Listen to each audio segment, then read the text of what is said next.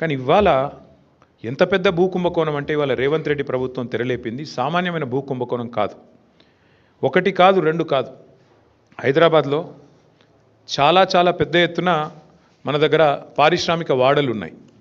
ఉదాహరణకి హైదరాబాద్ నడిబొడ్డున Azamabad industrial area ఉంటుంది.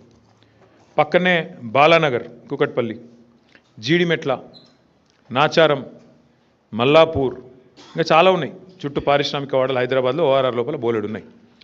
ఎక్కడ కూడా ఇవాళ మార్కెట్లో మీరు చూసినట్టయితే అక్కడ ఎకరం 40-50 కోట్లకు తక్కువ ఎక్కడ ఉండదు.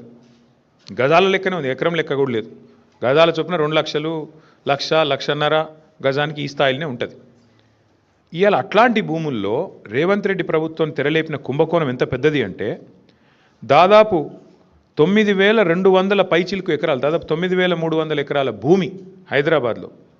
అంటే మీరు సగటున 40 కోట్లు వేసుకున్న ఎకరానికి దగ్గర 4 లక్షల కోట్లు, దగ్గర అంటే 3.5 లక్షల కోట్ల నుంచి 4 లక్షల కోట్ల మధ్యన మార్కెట్ వాల్యూ ప్రకారం.